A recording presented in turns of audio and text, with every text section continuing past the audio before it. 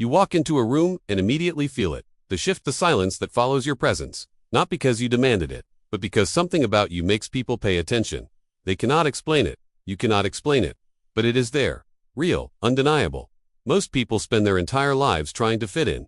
They sand down their edges. They mold themselves into shapes that society finds acceptable. They laugh at jokes they do not find funny. They agree with opinions they do not hold. They wear masks so convincing that eventually they forget what their real face looked like. But you are different, and deep down, you know it. The question is whether you understand just how rare that difference makes you. The world operates on patterns, predictable rhythms.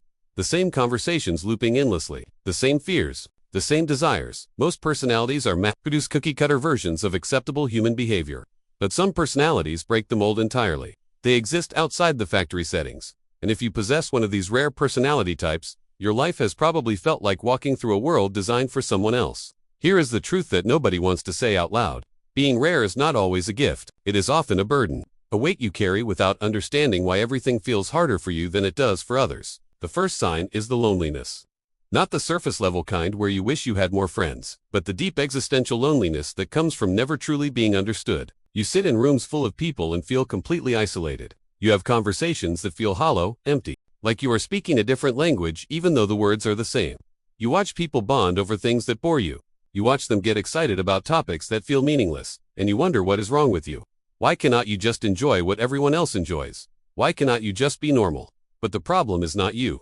The problem is that your operating system is fundamentally different. Your brain processes the world through filters most people do not have. You see patterns others miss. You feel depths others cannot access.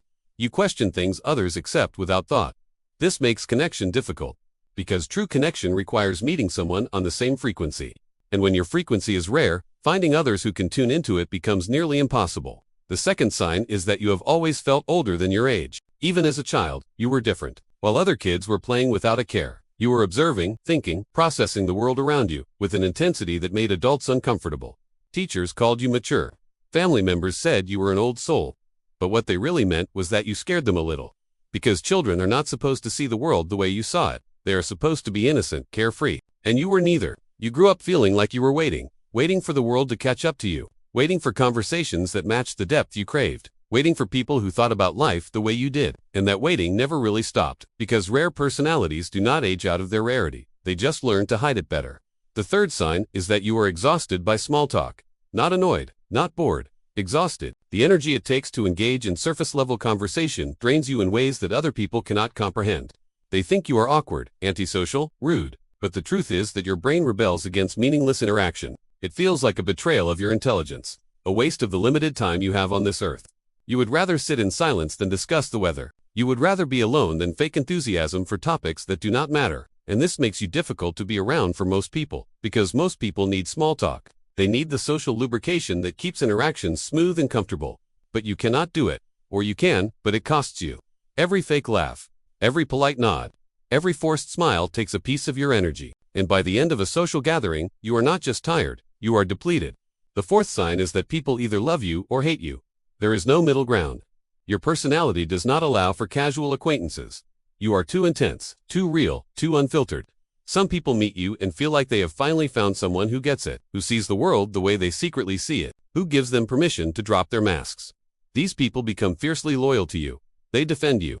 They seek you out. They treasure the connection because they know how rare it is, but others meet you and feel threatened. Your presence challenges their carefully constructed worldview. Your refusal to play the game makes them question their own participation in it, and they respond with hostility.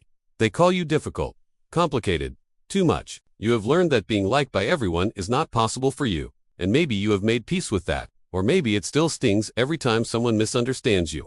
Either way, the pattern is clear. You polarize. You always have. The fifth sign is that you have walked away from things that most people would cling to. Jobs that paid well but felt meaningless. Relationships that were comfortable but lacked depth. Friend groups that were fun but superficial. Most people stay. They convince themselves that this is just how life is. That meaning is a luxury. That comfort is enough. But you cannot do that. Your personality will not allow it. You would rather have nothing than have something that feels fake.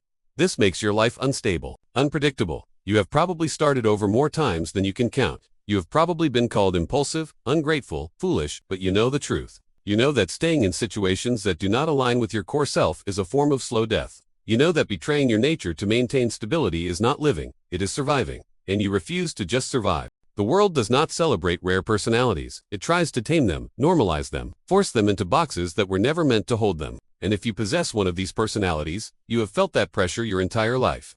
But here is what they will never tell you. Your rarity is not a flaw. It is a feature. The loneliness means you see clearly. The exhaustion means you value authenticity. The polarization means you inspire transformation. The instability means you are growing. You are not broken. You are not too much. You are rare. And the world needs rare, even if it does not know how to handle it. Claude is AI and can make mistakes.